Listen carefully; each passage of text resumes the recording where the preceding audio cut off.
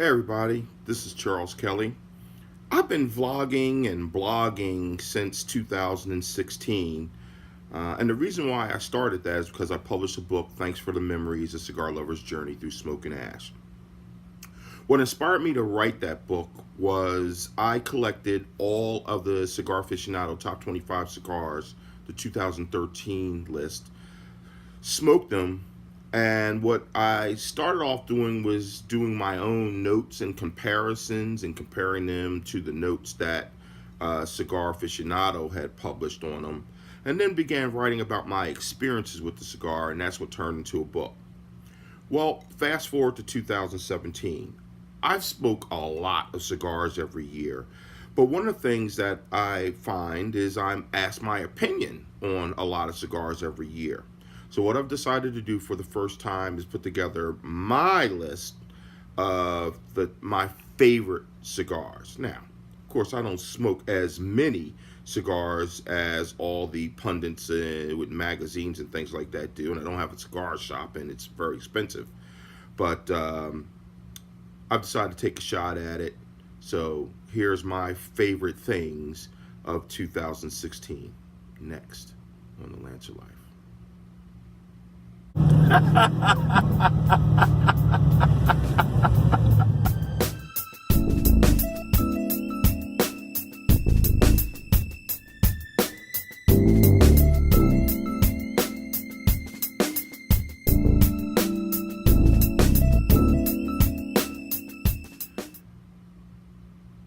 Unless you have been smoking cigars for years, this might surprise you, but cigar smokers smoke a lot of cigars a year if you're really into cigars.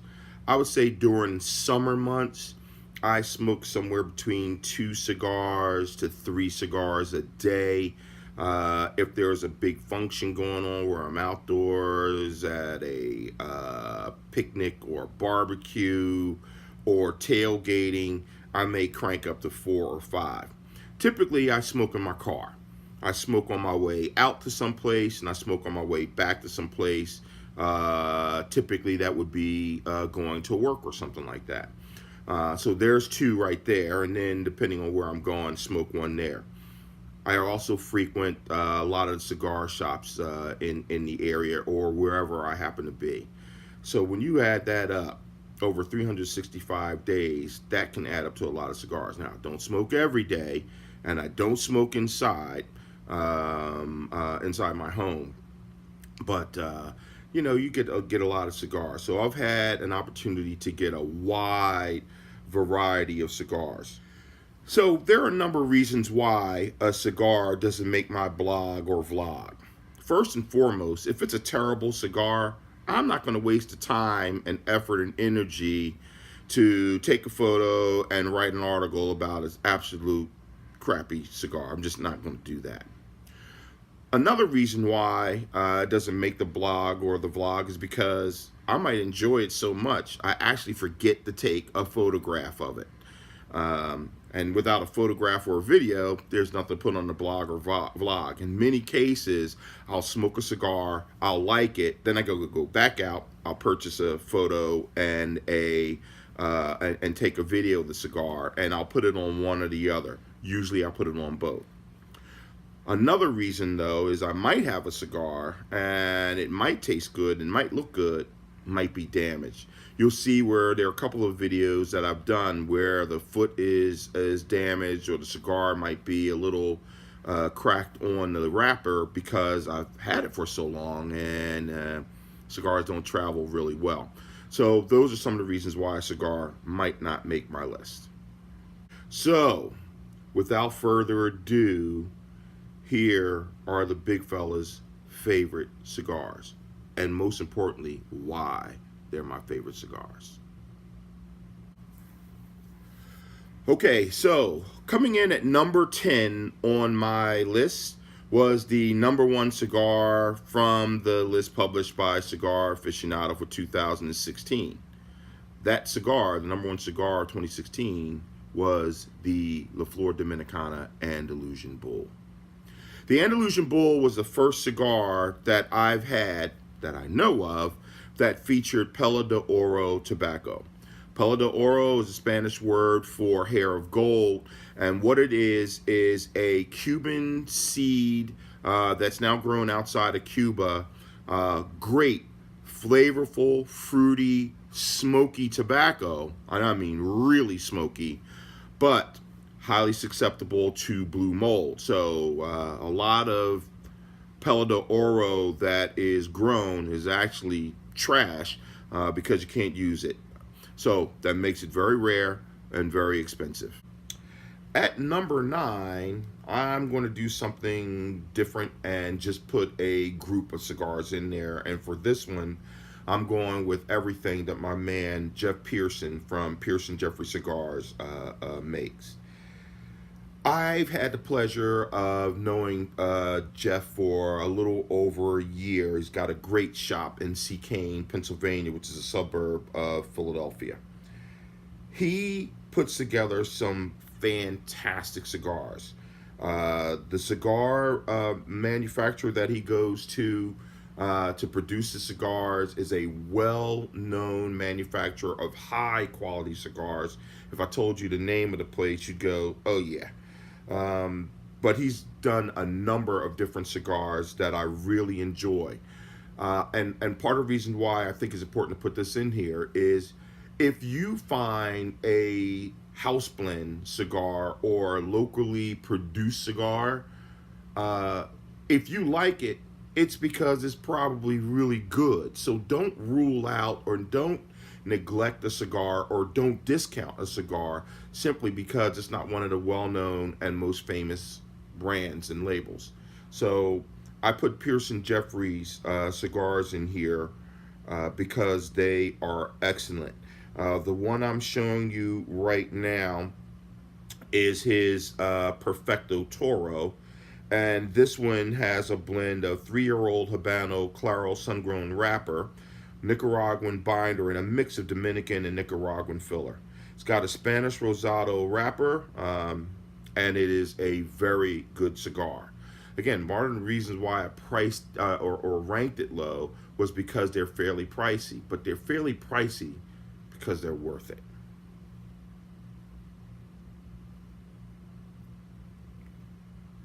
Coming in at number 8 on my list is the Casa Fernandez Miami Agrinorsu Leaf. Casa Fernandez cigars were produced in Honduras, and he also has some that are produced in Miami. This particular cigar is the Miami Agrinorsu Leaf. The blend is Mexican tobacco from the San Andreas Valley. That's what's used for the wrapper, of course. And the rest of the binder and filler comes from the conglomerate Agrinorsu. So this is a cigar that was really, really full of flavor, savory finish, very potent. This thing definitely broke me out in the sweat. Excellent, good tasting cigar. And actually, this is a cigar that was recommended to me by Jeff Pearson from Pearson Jeffrey Cigars. Coming in at number 7 on my list is the Aging Room Pellet de Oro. The Aging Room Pellet de Oro is a collaboration between Rafael Nadal of Aging Room and AJ Fernandez. This cigar is actually manufactured at the AJ Fernandez facility in Nicaragua. What I like about this cigar is the fact that in addition to Nicaraguan tobacco, you also have some of that Pellet de Oro that I mentioned earlier that I first became acquainted with in the Andalusian Bull. What that means is you're going to get lots and lots and lots of smoke, but you're going to get complexity from that Pellet de Oro tobacco. And Pellet de Oro, as I've said, means hair of gold in my blog if you've seen it. The cigar changes, and that's the thing that I liked about it. The name is a symphony name. The cigar size is named the Scherzo. Rafael, if you all familiar with Rafael Nadal, used to be, well, probably still is in some ways, a musician at heart, and This cigar is a melody and a blend and a concert on its own. What you get with this is dough, you get wood, and you get spice with pepper, always on the retrohale. But what I liked about it is the doughiness and the woodiness and the spice kind of changed lead throughout the cigar, very much like when you watch a symphony. The different instruments sometimes take the lead. Pellet Oro definitely did that.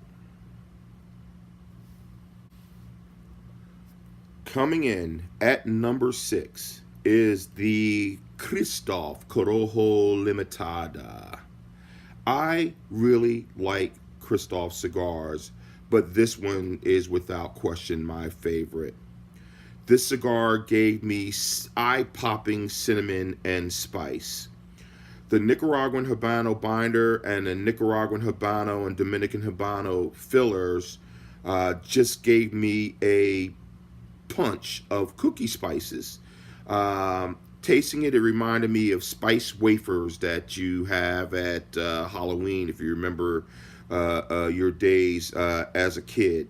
But it's just a beautiful, rich cigar that gives you a good variety of flavor. Also, I found that I gravitate to a lot of cigars that have that Nicaraguan Corojo Habano wrapper. I like the way it looks. I like the way it tastes in my mouth. And I found that a number of cigars over the years that I enjoy have that wrapper. Lesson, when I see a cigar that's got Corojo Habano wrapper, I'm more likely to try it because I know what I'm going to get. At number 5, the Daddy Mack by Cornelius and Anthony.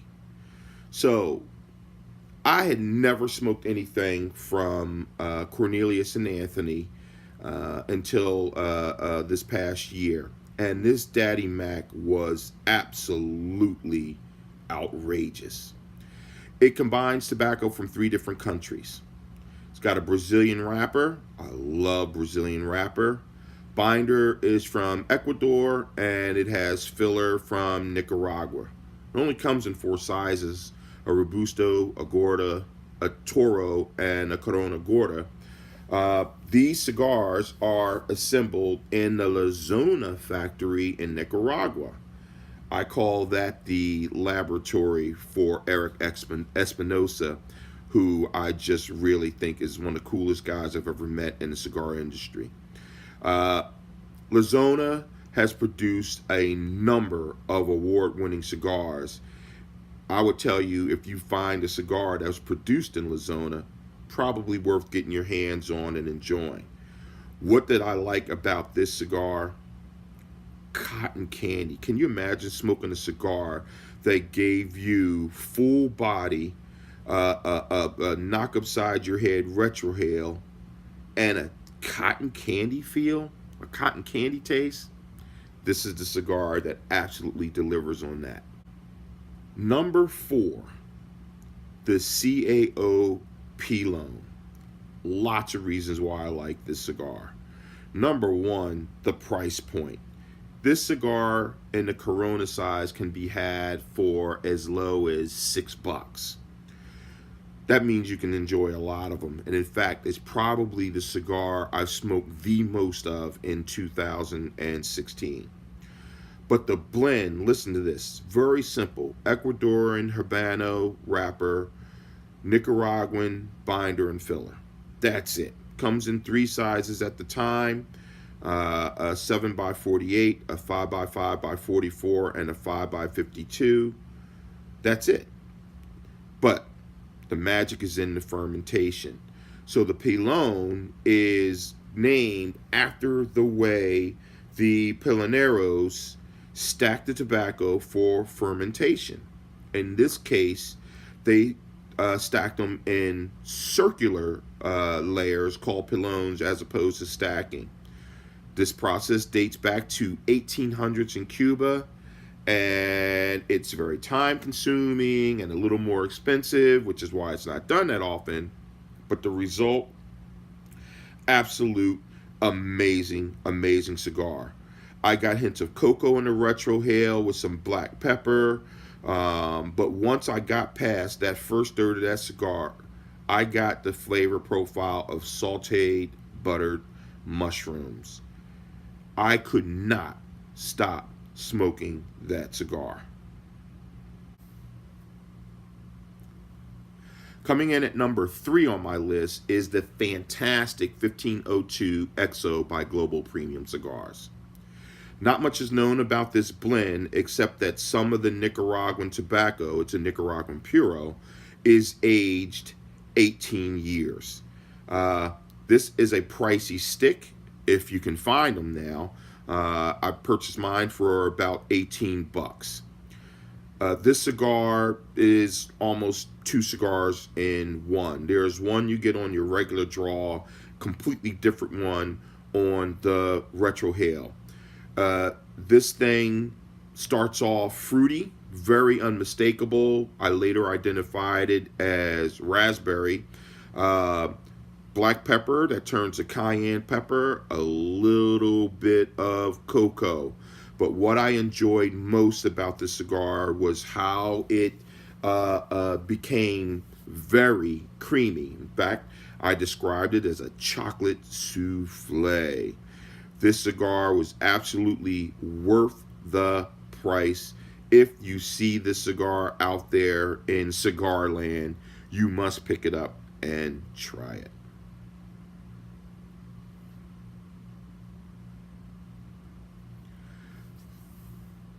Coming in at number 2 is the second cigar I liked by CAO. It is the Amazon Basin, not the Anaconda.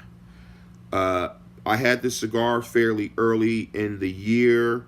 It is a rustic looking cigar, and when I lit it up, it took everything I could to not try to smoke the cigar in like 15 minutes.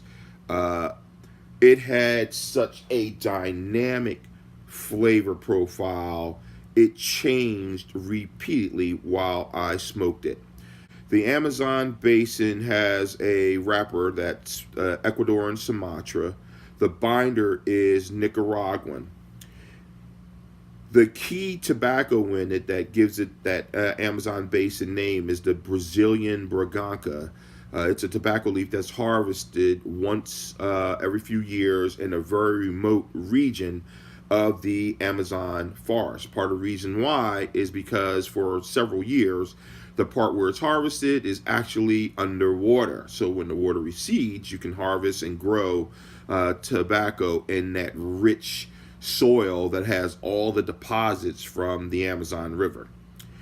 In addition to that Braganca, it consists of a number of other fillers from the Dominican Republic and Colombia. The initial flavors I received from this cigar were some spice, a little bit of pepper, and charred wood. Then coffee showed up. That didn't last long, because after about the first inch or so, it became dark chocolatey in flavor. It was a dry and sweet smoke, but then it gave me notes of leather, earth, and then some more cocoa. Then spice, then creamy. This cigar changed its flavors like a zillion times. I likened it to that candy from the Willy Wonka movie, where whatever the kid wanted the candy to be, that's what the flavor turned out. This thing is one of the most dynamic blends I've ever had, and would have easily been my favorite until the Tatuate Kahonu 2003 showed up. So I was at a cigar event, and the cigar shop owner had a couple of these. He told me about them for a while, passed one on, and I decided to try it. Now, I have a number of cigars from Tatuaje before, even this year, but this one is absolutely outrageous. Now, here's the deal. I'm talking about the Kohonu 2003. There are lots of Kohonus, 2006, 2007. There's a Kohonu 2012 Habano, 2012 Sumatra, and a 2012 Broadleaf. No, no, no, no, no. This is the Kohonu 2003, and this is an eye-popping cigar. Originally, it was a Nicaraguan Puro, but I've seen notes where it has an Ecuadorian wrapper, Nicaraguan binder, and fillers. And that was one of the problems I had in doing the research on the cigar.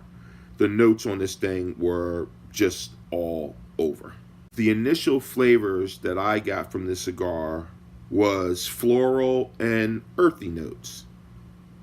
But after the first third, I got black pepper, just a little pinch. Not enough to change the profile, but made it a little more interesting.